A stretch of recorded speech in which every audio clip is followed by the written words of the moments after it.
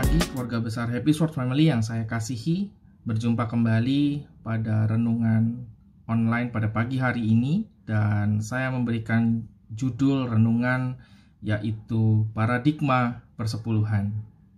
Firman Tuhan akan saya ambil dari Kejadian pasal yang ke-14 ayat yang ke-20. Firman Tuhan berkata seperti ini. Dan terpujilah Allah yang maha tinggi yang telah menyerahkan musuhmu ke tanganmu. Lalu Abram memberikan kepadanya 1/10 dari semuanya.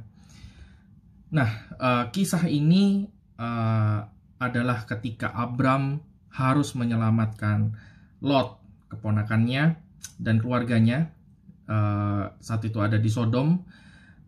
Mereka menjadi tawanan dari Raja Kedorlaomer. Dan Abram itu harus hanya membawa 318 orang untuk membebaskan Lot. Sementara pasukan Raja Kedorlaomer itu sungguh sangat banyak dan dia terkenal sebagai raja yang ahli strategi. Jadi kebayang bahwa 318 orang melawan kerajaan yang sudah teruji kemampuan berperangnya. Dan singkat cerita, Abram berhasil membebaskan Lot, menang melawan pasukan Raja Kedorlaomer. Kemudian Melkisedek datang menemui Abram. Pada saat dia datang, dia membawa anggur, roti, dan sebagainya. Kemudian muncullah perkataan dari firman Tuhan yang barusan kita baca, bahwa terpujilah Tuhan yang maha tinggi yang menyerahkan musuhmu ke dalam tanganmu. Dan yang menarik adalah setelah itu Abram memberikan 1/10 itu ya dari roti dan anggur itu. Dan itu adalah sebagai bentuk terima kasih dan ucapan syukur sebenarnya kepada Tuhan.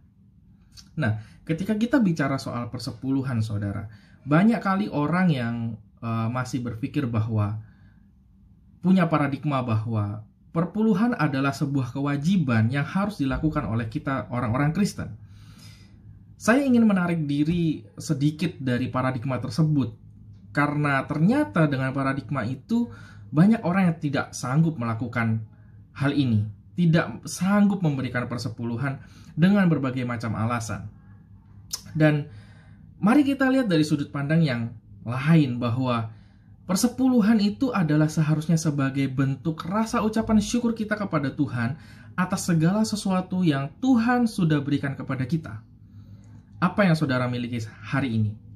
Anda punya rumah, Anda punya mobil, kendaraan, Anda punya pekerjaan yang layak dengan gaji yang cukup, itu adalah bentuk pemberian Tuhan. Dan bagaimana kita membalas kebaikan Tuhan? Apa yang bisa kita lakukan? Yang bisa kita lakukan adalah kita memberikan ucapan syukur kita melalui persepuluhan kita. Persepuluhan terkadang tidak hanya bisa kita nilai dari sisi materi saja, hanya dari sisi uang saja. Itu tidak akan cukup untuk kita membalas kebaikan Tuhan. Bagaimana mungkin kita membalas kebaikan Tuhan ketika kita bekerja di suatu perusahaan dengan gaji 10 juta dan kita hanya mengembalikan hanya 1 juta saja? Lalu bagaimana dengan kepintaran yang Tuhan berikan kepada kita? Bagaimana dengan hikmat yang Tuhan berikan kepada kita? Bagaimana dengan nafas kehidupan yang Tuhan berikan kepada kita? Bukankah itu sesuatu yang juga kita harus berikan ucapan syukur kepada Tuhan? Lalu apakah ucapan syukur atas semua hal tersebut cukup kalau hanya dibayar 1 juta? Apakah cukup? Kalau kita sama-sama sepakat bilang bahwa itu tidak cukup, maka kenapa untuk memberikan 1 juta atau persepuluhan saja kita masih perhitungan, kita masih hitung-hitungan dengan Tuhan? Sementara hal yang lain, kebijaksanaan, hikmat, dan sebagainya tidak bisa diukur dengan uang atau materi. Tuhan berikan kepada kita sehingga kita bisa ada dengan posisi kita saat ini.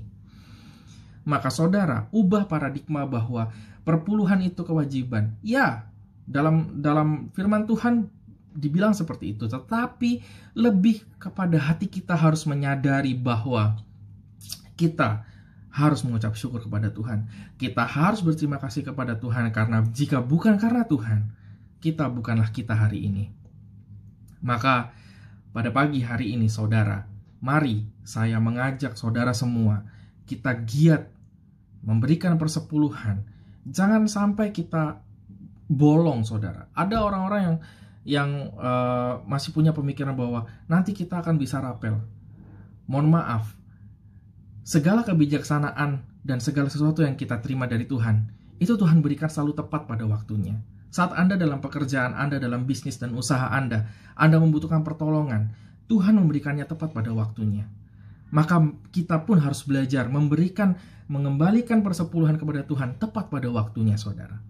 Sehingga kita tidak akan pernah mengalami kesulitan di dalam kehidupan kita. Kita tidak akan dirongrong dengan hal-hal yang kurang baik di dalam hidup kita. Kita akan lebih sering mengucap syukur, dan kita pada akhirnya akan terus belajar dan mengerti bahwa persepuluhan itu adalah bentuk ucapan syukur dan bukanlah sebuah beban bagi kita. Kalau kita bilang kita mengasihi Tuhan, maka lakukanlah apa yang memang harus kita lakukan kepada Tuhan karena kita mengasihi Tuhan. Saya percaya Anda semua, Bapak Ibu Saudara, pasti akan melakukan yang terbaik buat keluarga Anda karena Anda tahu Anda sangat mengasihi keluarga Anda.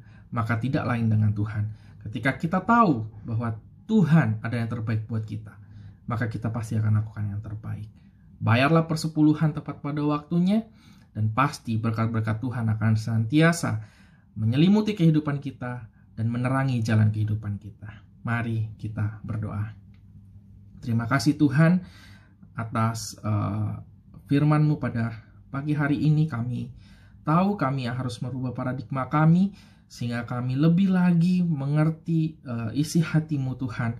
Dan ajar kami selalu mengucap syukur dan mengembalikan persepuluhan kami tepat pada waktunya. Dalam nama Yesus kami berdoa. Amin. Terima kasih, selamat pagi. Tuhan Yesus memberkati.